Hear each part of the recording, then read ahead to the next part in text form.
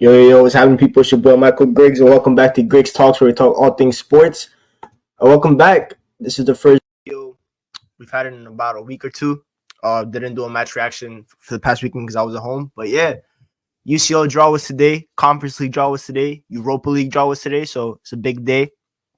It's all about European football. Not every day, Man United. You guys hear me? We have a lot. We'll talk about United another day. But yeah, just a big week in football. Champions League.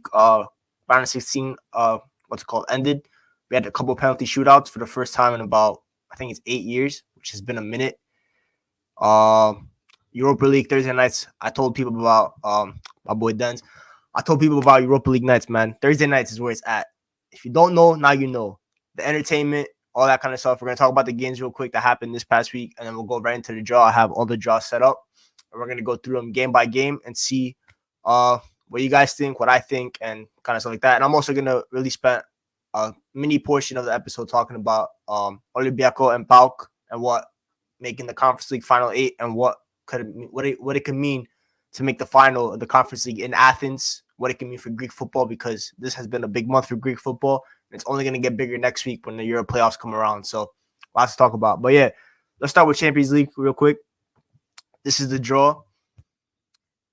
Arsenal versus Bayern Munich. Obviously, Arsenal played this week against Porto. Won all the way to pens. I thought Porto, overall, maybe you could say deserved to win the tie. In my opinion, I thought they had the perfect game plan. They set up well. They attacked well. They defended well. Shout out Pepe, all-time center back. If you have him in your top 10, I'll definitely hear that. But Arsenal won the pens. They got over that little hump to get over the round of 16 in the Champions League. I think it's the first time since 2009, 2010 since they've gotten over that hump. And funnily enough, the last team they beat was Porto. So that's the only team they've beaten in the round of 16 since I was 9 years old, which is kind of crazy to think about. But they got over the hump. And for getting over the hump, their reward is the team that made them a laughingstock in the past decade in the Champions League, Bayern Munich. We all know about the 5-1s, the 10-2 aggregate scores that we saw between Bayern and Arsenal. But the thing about the old days is they're the old days. And this is a different Arsenal. This is a different Bayern Munich. I think my boy Chujista, if you guys probably know him on Twitter, he asked a question a couple of days ago. If all these current teams in the Champions League played their counterparts from 10 years ago, the same club 10 years ago, what it would look like. If Arsenal of 2024 played Arsenal of 2014, we all know who would win, right? It'd be Arsenal of 2024. If Bayern Munich of 2024 played Bayern Munich of 2014, we all know who would win, Bayern 2014. So that's the kind of the difference that a decade makes for Arsenal. That's how long they haven't been in the Champions League, right? So it's going to be an interesting matchup. Obviously, part of the title is Arsenal versus Bayern revenge. I think when you look at the round of 16 matchups, Bayern struggled against Lazio in Italy. They handled them pretty easily in Munich. But I just think, personally, for me, this Arsenal team is very strong. Obviously, heritage isn't on the side, it's on Bayern's side. But when you go team for team, coach for coach, player for player, I think Arsenal win all three battles. Like, I think they have the better squad. I think they have the better coach in 2024. I know Tuchel has won more than Arteta, but I'll take Arteta over Tuchel any day of the month, any day of the week. And I think I just think they have a better defense, especially with the likes of Saliba and Gabriel. I think Arsenal have the better midfield with the likes of Declan Rice, Odegaard, Jorginho, even Kai Havertz when he dips into the midfield. And an attack, I think you can maybe say Bayern have a better attack with Harry Kane. He's the biggest game changer in the tie in terms of players. But in terms of what's more functioning front three, I'll take Arsenal. I think Martinelli, Havertz, since he's played the 9, has been looking decent. Trossard, who scored the goal on Tuesday. Saka, obviously.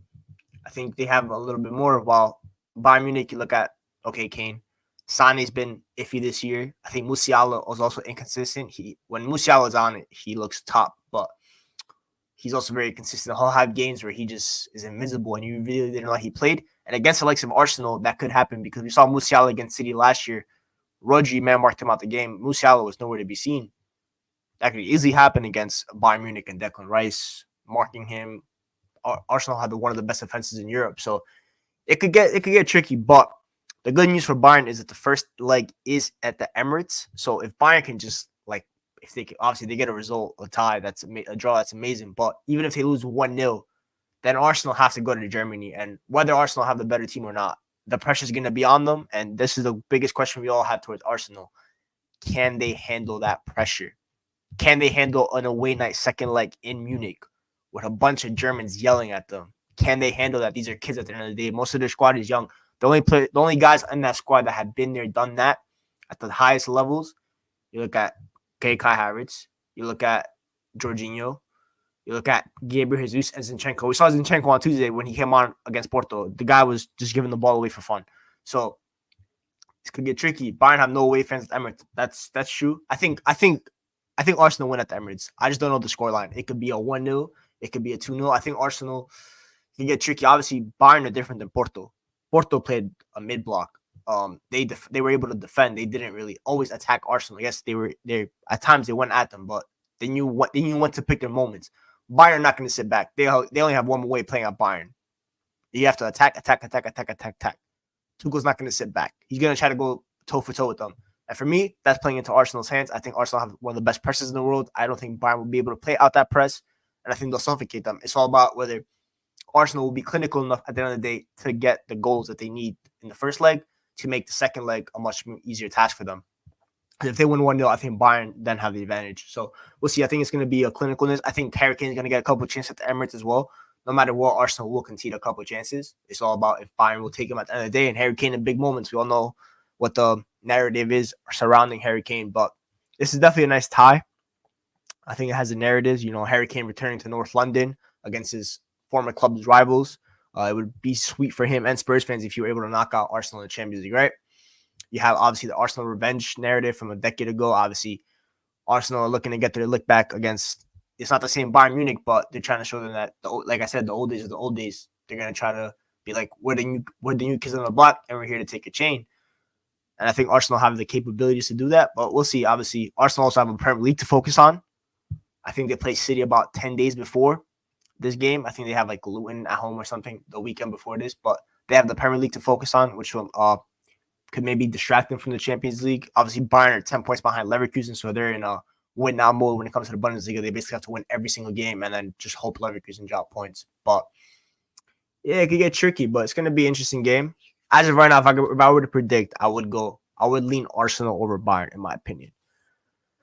Then in the second, on the other side of the draw, we have Atletico versus Dortmund. Obviously, Atletico had Inter. They kind of caused an upset. I think a lot of people had Inter going through, including myself. But Atletico, you can never count out Diego Simeone. There's a reason why the dude is an all-time manager. And Atletico in that second leg was, it could be an all-time performance because the way that they dominated Inter, and especially the second half, the way that they attacked, it was relentless. Antoine Griezmann, all-time player. If you don't rate him, I don't know what's wrong with you because he is just an amazing player and he pulled the strings. Koke, El Capitano performance, that assist of the pie for the second goal was chef's kiss. It was absolutely incredible. Depay stepped up for Atletico Madrid. That was a huge moment for him. He scored the penalty in the penalty shootout, and I just thought Atletico looked excellent. And, bro, if Diego Simeone's the perception of Diego Simeone would be a lot different, right? If Real Madrid never existed, Sergio Ramos, Cristiano Ronaldo, all those games that had in the 2010s, because the fact is, Atletico have never lost a game. Have not lost a game in the knockout stages at the Wanda Metropolitano since like 1997 in Champions League. That's an incredible record. The first leg is at the Wanda Metropolitano. Mazan Simeone's all timer. It's incredible manager. I think for me, there was an Atletico commentator that just had like a mini monologue, and he was spitting facts. He doesn't have the money of the Barcelona, Real Madrid. He doesn't have the superstars of the Barcelona, Real Madrid. He doesn't have the money that Manchester City have, yet he has gone to battle with all the likes of Ancelotti, Pep, Klopp, all those guys. He's gone toe-to-toe with them. Some of them he's even beaten a couple times.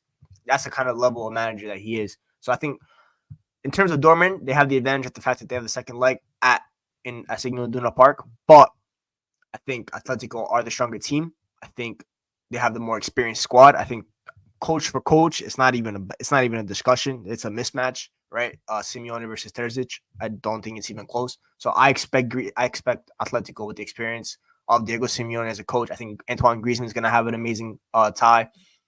Morata, Depay, one of them is going to step up, in my opinion. Koke, I think he'll replicate his performances, and I think Atletico just can be too strong. And I think Atletico are going to look at their side of the draw, right? We'll talk about the next game, which is also on their side of the draw. They have a real opportunity to make the final, and then it's just a one-game battle, right? Anything can happen in the final. And I wouldn't bet against Diego Simeone in the final unless he's playing against Real Madrid, right? Then we might have a different discussion. But against anyone else, you never know. It's going to be a one-game battle, and they have Antoine Griezmann, and he's a game changer. So Atletico have their own game changer. The other club on the other side is going to have their own game changer. And I'm sure Atletico Madrid fans are going to bet on their guy. Mal Johnson completely built the club from almost scratch as well. Yeah, it's actually an incredible feat. And he's going to, bro, if there was a Hall of Fame for football managers and stuff like that, Diego Simeone would be first ballot, right? So, but yeah, on Dortmund side, they beat PSV. They played on Wednesday, I believe, as well.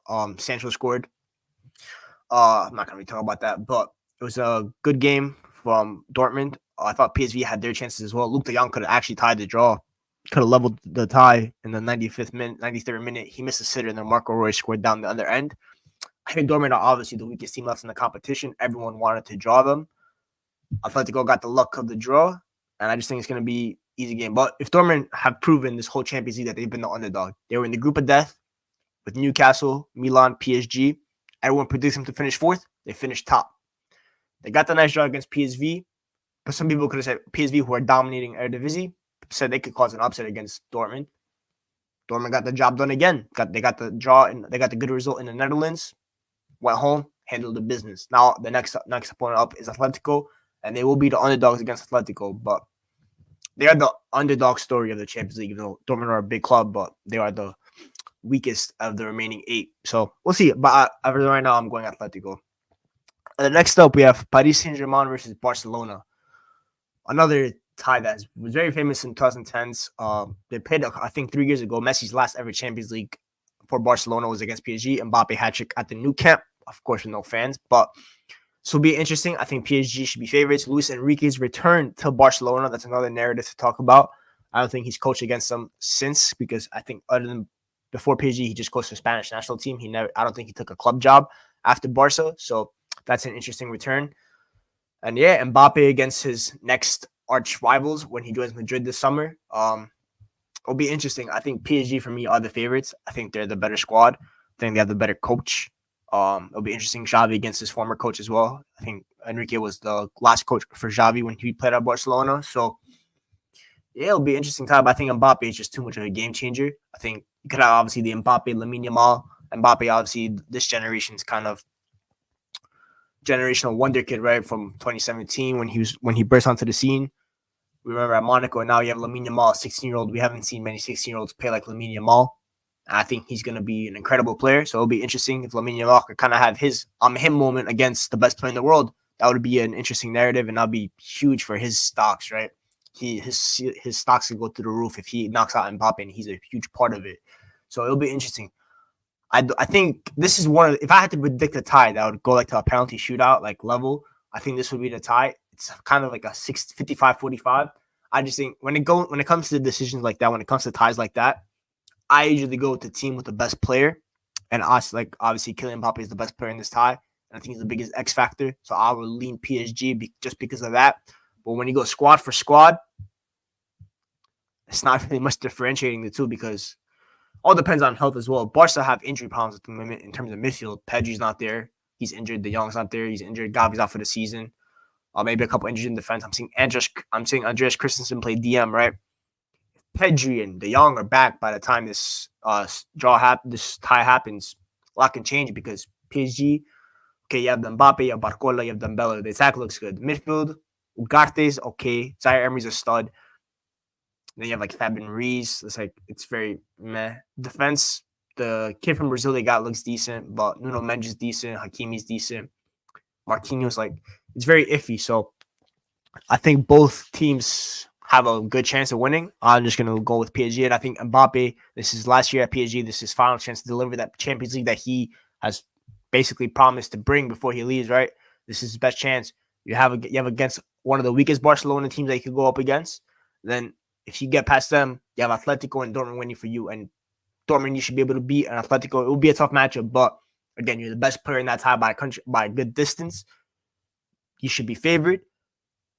I think you should be. If I'm PSG, I should be thinking we should be get to the final. And then once again, one game thing. And Mbappe in the final.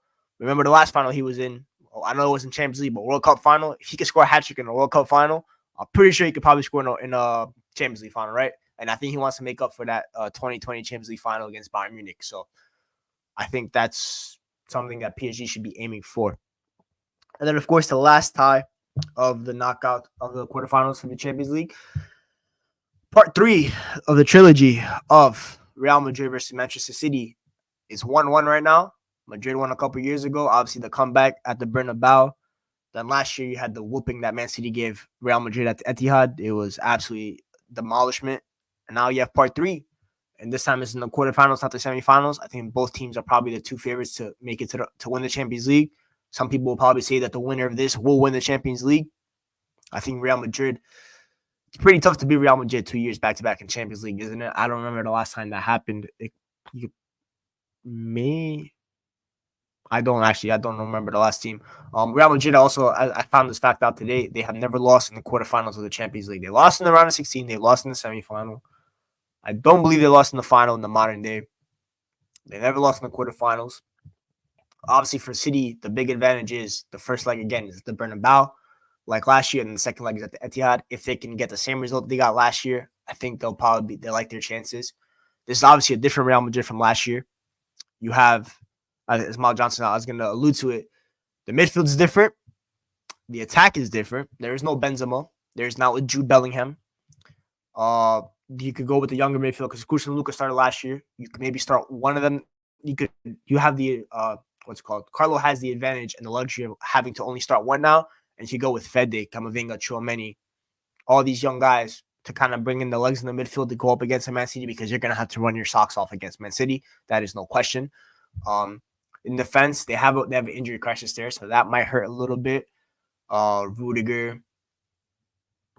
Oh, really? Or Courtois and Militao back for the game. That's a game changer. If Militao and Courtois back for the game, that's changing because they're going to need Courtois to save them shots because Lunin and Kepa, I don't think they can handle the peppering that City are going to do in terms of shots. So it will be interesting.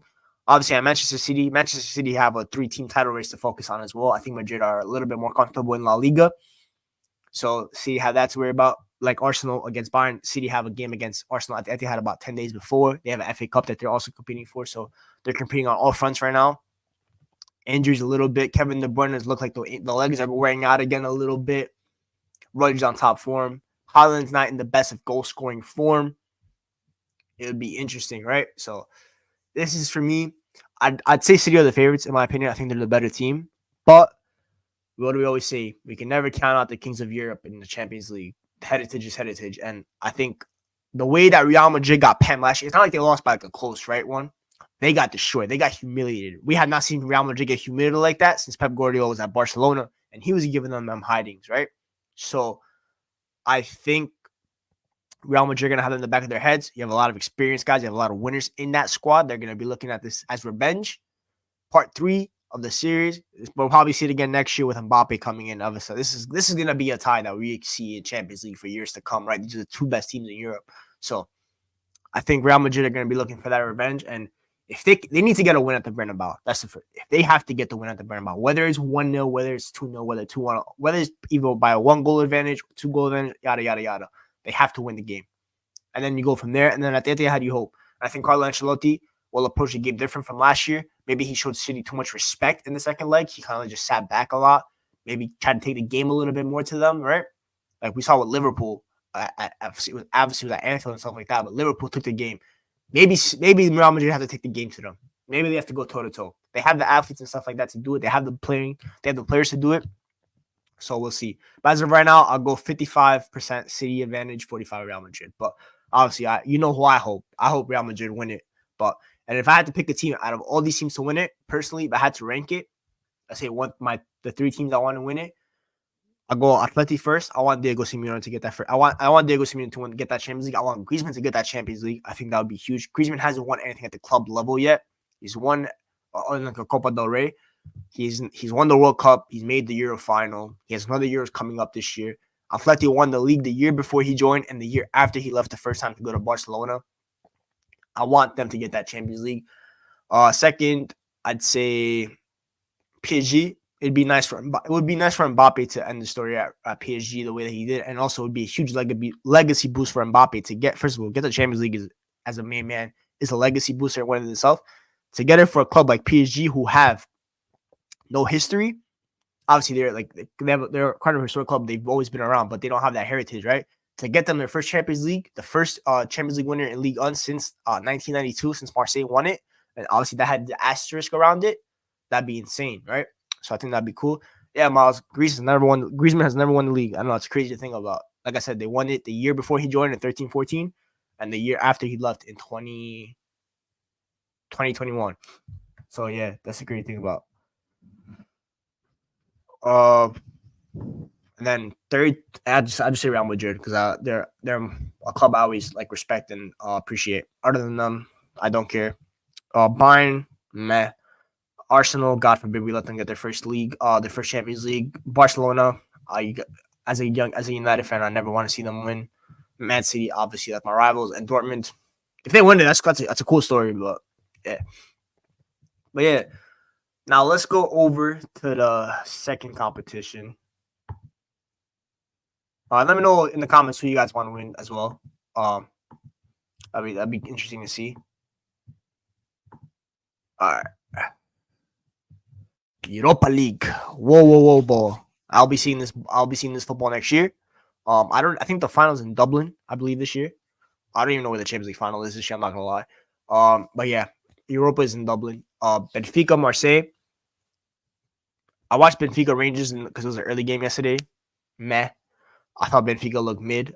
They got dominated in Champions League, what we saw them this year, and they just look horrible. The losses of Enzo and stuff like that. Obviously, you could say, if you're a United fan, if you're in the comments, Joao Neves watch, I guess you could say, right? We're scouting him. Antonio Silva. Oh, yeah, Champions League finals at Wembley, duh. So I wouldn't be surprised if the English team is there, though. That makes sense. Arsenal at Wembley would be cool, to be fair. See them lose at Wembley, though, obviously. Not to see them win. And then Marseille almost blew a 4-0 lead to Villarreal yesterday, but they clutched up. A bomb-winning assist for Jonathan Klaus. Yeah, I think Marseille look decent. They've sacked about 5 managers this year. But I'm going to be real.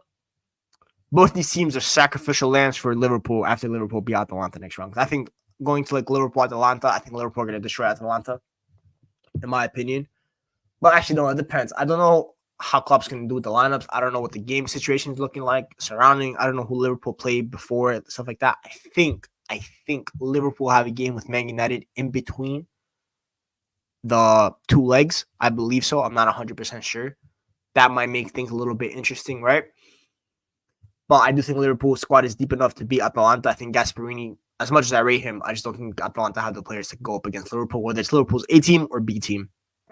I think Liverpool have enough in the bag to get it through. I think Liverpool should obviously be the prohibitive favorites, and it should be no question. And then we'll see what happens. But yeah, but the other side of the draw, this is where the movies are made. This is where the money makers are going to be at. We have the Italian battle of AC Milan and Roma. Obviously, if Jose Mourinho was still at Roma, this would be maybe a little bit more interesting, right? But it's also interesting because Daniel De Rossi, I don't think Milan have played Roma since Daniel De Rossi took over the job. Honestly, Milan dominated Roma when Jose Mourinho was there. It was a mismatch every time. But this will be interesting. A lot of key players that have X factor in them. Obviously, Rafael Leao, who scored an amazing goal yesterday. Paulo Dybala. Roma dispatched Bright with ease last week, 4-0 at the Stadio Olimpico, and they lost 1-0 at the Amex, but they knew that's how it was done. But under De Rossi, Roma have looked incredible. Obviously, both teams are fighting for top 4 in Serie A as well, so that might have a little bit implications. But AC Milan proved last year they had 2 Serie A battles in Champions League. They will beat Napoli, and then obviously they lost to Inter. But I think Milan should be the favorites. First leg at San Siro, second leg at Stadio Olimpico is interesting. I think that does favor Roma a little bit, but it's always interesting. I always love interleague matchups in European tournaments because for some reason I always like to favor slightly the team lower in the league. I don't know why, but every single time it typically happens. That's what ends up happening when I look past history. Like Liverpool City, right? 17-18. Liverpool City were like 30 points ahead of Liverpool in the league, right? Over 2 legs, Liverpool won. And I think they won convincingly. City Spurs the year after. Again, City 30 points ahead of Spurs in the league. 2 legs, Spurs won. Was it controversial? Yes, but they still won. Last year, AC Milan Napoli. Napoli comfortably ahead of Milan. Milan won. So That's interesting, to be fair. But I think Milan slightly get the job done. I think Rafael is going to have himself a tie. But it's interesting. I hope Roma win it, though, because I want to see Daniel De Rossi, top player back in the day. It would be interesting. It would be cool if he were able to win Roma Europa League his first year, get Roma back into Champions League football, because top four obviously still up for grabs. So that would be interesting. And then second tie in that side of the bracket, the Invincibles, Bayer Leverkusen versus West Ham. Xabi Alonso, the team of destiny. The fact that yesterday, okay, people were like, how did they do it? First of all, they dominated Karabag. It was a mismatch. They dominated the whole match. Karabag got 2 goals somehow, and then Leverkusen with the late comeback, Patrick Schick. Leverkusen have not lost a game in all competitions this season. I think they have about 9 Bundesliga games left. You have about 5 games max left in this tournament, and then I think they're in the semifinals of the Pokal. So they're really close to the historic achievement, right, of invincibles in all competitions. I don't think that has been done in the modern era in the top 5 leagues. I could be wrong, but I don't think it has been done. Do I think they do it? No, because I don't think they win the Europa League. I think they drop. They drop somewhere. It could be in the final to Liverpool. It could be in the semifinal to Milan or Roma, right? It could happen. I do think they finished the season unbeaten in the Bundesliga. I just think they have all the hard games out the way. I think they get it done. And I think they win the Pokal, because I think the Pokal has like 3 second division teams left. It's ridiculous over there. But I think Leverkusen just get the job done. Xabi Alonso, you could say the script is set in, right? Liverpool, Leverkusen final. Klopp versus Alonso. Alonso versus his former club / potential future next employer.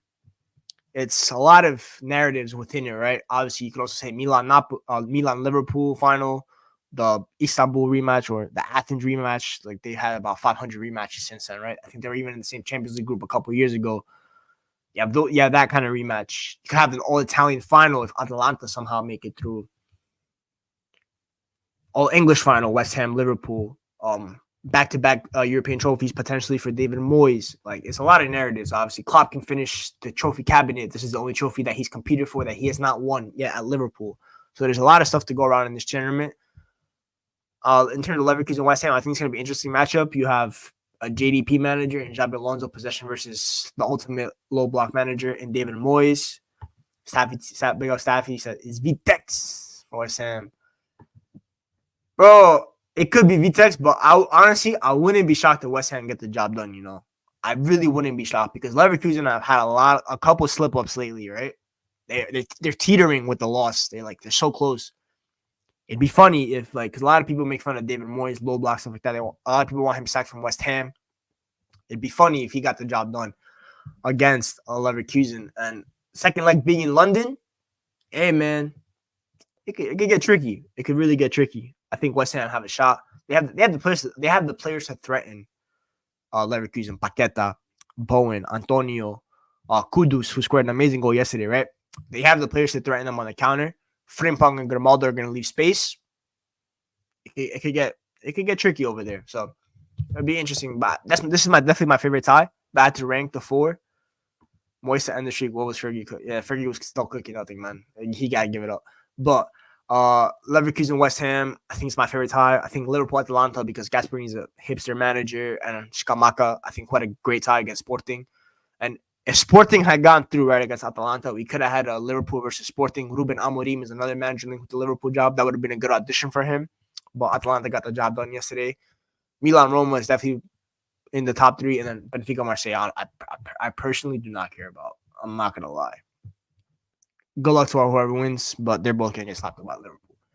And last but not least, the main competition in the UEFA European tournaments, the Conference League. This is what it's all about, ladies and gentlemen. This is what it's all about. Forget Champions League, Heineken commercials, all that kind of stuff. Forget Europa League and the whoa. Conference League, who doesn't even have a theme song. They gotta get to work on that. But this is what it's all about. Before I get into the ties, let me paint the picture and stuff like that. Fine shit. You wouldn't understand. You don't get it. You don't get it. What I went through yesterday was a mixture of emotions. Obviously, there's a team here called Olympiacos. If you guys don't know, I'm Greek, obviously. And if you're European, you have like a club from your home nation. Olympiacos is my team from Greece. They're my Greek club. They're what I grew up on when I lived in Greece. They're the team I supported, and I've gone through that my whole livelihood. Obviously, I back growing up, I was used to Champions League appearances. I was used to Champions League knockout stages. I was used to Europa League knockout stages. I'm kind of swimming in the slums a little bit now in Conference League, but to make it that comeback yesterday against Maccabi Tel Aviv was incredible. To lose 4-1 in Karaiskaki and Pidal was absolutely embarrassment. I haven't done YouTube videos. I've contemplated doing YouTube videos on Olympiacos, what's gone wrong, Marinakis, who's also the owner of Nottingham Forest, how he's kind of abandoned his oldest child. I like to call Olympiacos his oldest child. He kind of thought they were sufficient. They could kind of handle it themselves. They can grow up, right? They have the responsibility. They don't need him, right, to like look over them. He went to the youngest child, Nottingham Forest, the new baby on the block. Had to spoil them a little bit, kind of build them up. And he's abandoned the oldest child. The oldest child is getting overtaken by their little brothers in the rivals in PAOK, who's also in the tournament, AEK Panathinaiko. Meanwhile, older brothers just signed a bunch of Portuguese rejects, right? Meanwhile, Nottingham Forest, he's buying about 25 players this summer, getting them all these players, yada, yada, yada. But yeah, Olympiacos, I think, has suffered a couple years. They've had about 15 different managerial appointments in the last 3 years. It's such a mess over there. But losing 4-1 at Karaiskaki, a place that used to be a fortress, the biggest of European clubs feared going there. Always found it difficult. MSN went there, didn't get a win, by the way. Juventus beat them there with Pogba. Arsenal, we beat them every single year over there, right? Bayern Munich, we even got a result against them. Man United, 2013-14, 2-0, round of 16, right? Jordi Dominguez, shout out my boy, Kevin Morales. Go. All that team, that obviously that Olympiacos is not gone. Now you have this one, which is a lot of older players, and you have a couple young players. Lost 4-1 going into the second leg away. Obviously, the game was in Israel. I'm not going to say why, but you probably know. The game was in Serbia. Shout out my Orthodox brothers. And Olympiacos won 6-1, 3-0 at halftime. They cut the deficit within halftime. The other team, Aviv, got a penalty. Zahavi scored. And then Olympiacos scored 3 unanswered after that. And it was incredible. Shout out El Kabi. Shout out El Arabi. If you're an Arsenal fan, look away. The guy probably still lives in your nightmares. Shout out Morocco, my third country. I claim them now as my third country. I'm not going to lie, because just incredible performance. Shout out Kostas Fortounis, my GOAT, Greek captain, El Capitano. He was amazing yesterday. He pulled the strings. Daniel Podense looked incredible as well yesterday. And the team just looked incredible. And now they're in the final. They're now in the quarterfinals of a European competition. Is it a Europa League? Is it a Champions League? No. But it's still a European competition. It is really, and when this is why I tie it into Greek football, right? This is kind of why I'll bring PAOK into it. Well, we now have 2 teams in the quarterfinals. Thankfully for us, they're on separate sides of the bracket.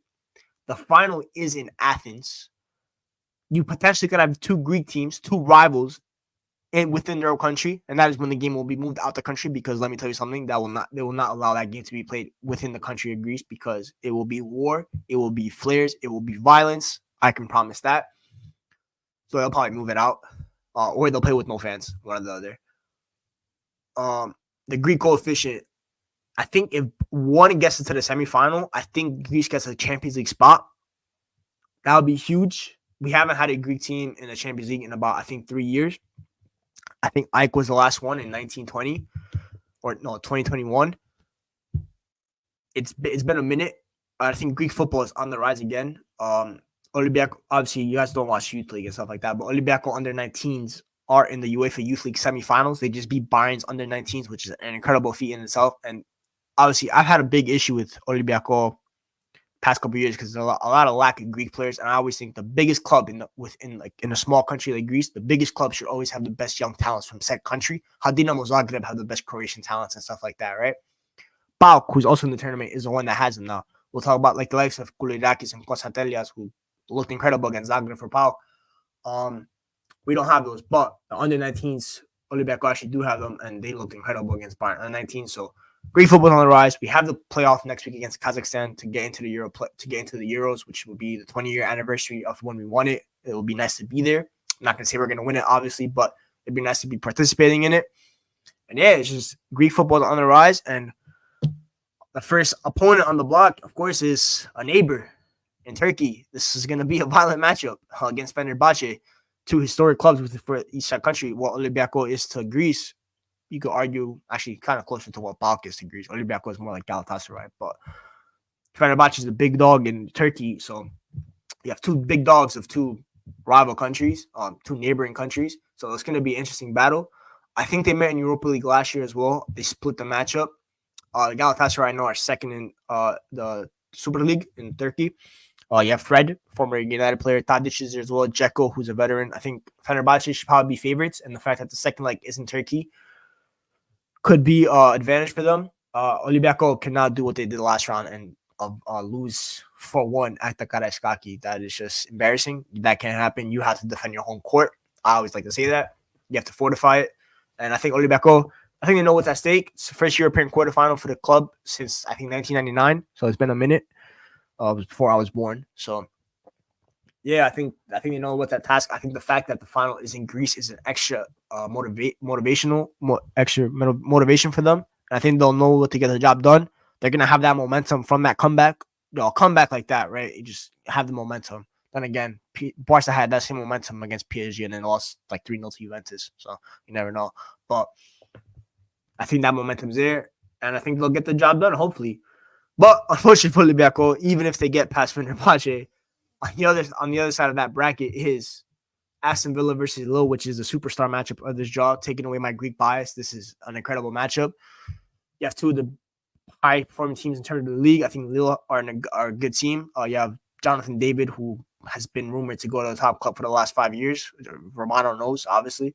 You have Ali Watkins, who's one of the hottest strikers in terms of in football performance on the pitch, obviously, this past year or so. So that's a good matchup as well. Emery versus Francesca. That's a good coaching matchup. Angel Gomez, former United Academy player, is going to be here as well. Thiago Santos, Lenny Yoro. So a lot of players to watch, young players to watch. Villa, obviously, Jacob Ramsey, that Duran kid, a bunch of players, right? Douglas Luiz. So it's an interesting matchup. I think you could argue that the winner of this has a strong chance of winning the Conference League, right? Knocked out. If Lille win, they knocked out the best team remaining. Obviously, Fiorentina on the other side of the bracket are another one, but they're inconsistent. Obviously, they're finalists from last year as well, but no Amrabat there this time. Not that that really matters, but yeah, it's gonna be an interesting matchup as well. So obviously, I'll go with Olympiacos over Fenerbahce. I'll go with Villa over Lille, and then bring on Villa, man. If we have to get a result at Villa Park, we'll get a result at Villa Park. If United can get a result at Villa Park, Olympiacos can get it, man. If Ten Hag can coach, so can Vilda-Bar. But that's gonna be an interesting matchup. And then on the other side of the bracket, there's the other Greek team, PAOK. I'm not gonna lie, they're ops, but in this instance, I really wish them the best. It's nice to see Greek. It's always nice to see Greek clubs. Win in Europe, and also the fact that I talked about they have the best young players. So I want to see what these guys do on these big pressure moments. Yesterday, I saw a couple of 20-year-olds, teenagers, Koulidakis, like I said, and Konstantelias. Nice young players. I want to see what they're built for on a European quarterfinal stage against Club Brugge, which is a top club, Belgian club. They've been in Champions League before this year, last like 3-4 years. They even got result at the Bernabeu before. So top club, top Belgian club in terms of developing talent. Let's see what they do against them, right? I want to see what they're up. I want to see what they're about. I wish PAOK the best. I think PAOK have a better chance of actually winning than Olympiacos because, first of all, PAOK have the second leg at the Tumba at Thessaloniki. And we saw what they did to Zagreb, 5-1. It was amazing. It was incredible. And PAOK also have they're very free-flowing in attack. They love to attack. They love to score goals. If they're clinical in front of that, they can beat Bruges comfortably. So I think PAOK have a strong chance. And Fiorentina versus Plzen, Victoria Plzen, who I found out, shout out to Michael Talks Football, right? Talked about Victoria Plzen has only conceded 1 goal in the tournament. It's kind of incredible to think about, right? I think they beat Servette in pens yesterday. And then Fiorentina, I think, got past Maccabi Haifa. So, yeah, I think Fiorentina are probably the second favorites in the tournament. They made the finals last year. They lost to West Ham. So, it'll be interesting, right? I'll go Fiorentina. But, yeah, so Fiorentina, PAOK. Hey, man, PAOK have a shot. So, I would love to see Olympiacos PAOK final. if it does end up happening in Greece, I might have to go out. Not gonna lie, that's definitely something I might travel to. European final in Athens, uh, home for me. So yeah, man. I know Michael talked about going, so I'll see him there if that ends up happening, right? So we'll see. But yeah, and then one last. Actually, speaking of Conference League, I tweeted this yesterday. Let me know what you guys think. The coefficient, obviously, the fifth coefficient is up for grabs. After West Ham's victory against Freiburg yesterday, England are pretty much locked in for that fifth spot. So if England get the fifth Champions League spot, I think for me personally, what the Champions League stands for, I don't think England need a team in there personally. I think first of all, the financial advantage the Premier League has over all the other countries is very, very vast. And if you're gonna have the extra fifth Champions League spot, just either have 7 teams. If you're gonna have 7 teams still, have 5 in UCL, 2 in Europa, or if you're gonna have 6 teams, right? 5 in Champions League, 1 in Europa. I don't think the Premier League, for me personally, needs a team in the Conference League. I think this is a competition meant for the likes of Olympiacos, Fenerbahce, Club Brugge, PAOK, even Lille, right? These like second to third tier clubs. Okay, yes, Villa are maybe a third tier club in England, but I think that it's a little different standing, right? So like when you look at squad for squad, right? Villa have a vast advantage, right? So for me personally, I think they don't need that spot. So that's what I go with. But yeah, let me know who you guys think will win Conference League, Europa, Champions League. Let's go back to the Champions League real quick. I don't think they've released the fixture list yet, but it's gonna be interesting. If I had to pick a winner, I'll go.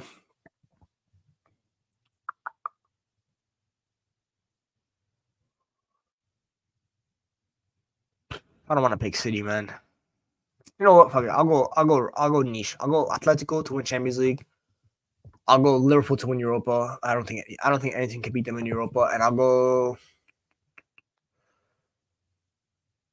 Lille to win the Conference League. I don't know why. But I feel like Lille can win the Conference League. I really do. It's weird. And I just don't. I don't know. I feel like Villa also battling for top 4 in Premier League and top 5 actually now because of the fifth spot, and United are still somewhat on the in the running order. They're a little bit slightly behind them. Villa can't really afford to drop points because the United could always pounce on them. So you never know what could happen, right? But yeah, that's pretty much it in terms of recap of the draw. It was a good draw. Obviously, for me personally, I caught a little bit of heat of this on Twitter, but the Champions League draw for me, my only issue is I like the quarterfinal matches themselves, but I feel like the side of the brackets is imbalanced. I think the one side is very stacked. The left side, obviously, Arsenal, Bayern, Madrid, City. You could argue those are the 4 best teams in the tournament left. They're all on one side, while the other side has the other 4. So that's what it is for me a little bit. So it's a little bit imbalanced, but the matchups themselves, I think, are pretty much decent. Could we had a couple better ones for narratives? Absolutely. But yeah, I think the Europa League draw is amazing.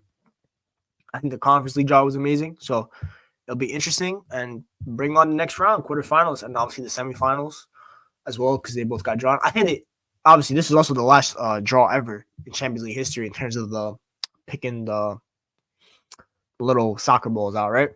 And like opening it up. Now it's going to be all computer database and stuff like that, like lottery and shit like that. So it's an end of an era when you really think about it, right? So yeah, this is the last ever. This is the last ever normal European season, because after this, it's going to be the league format for the group stages, and then the knockouts is like I think the round of 32, and then into a round of 16 for all leagues. So it's going to be interesting.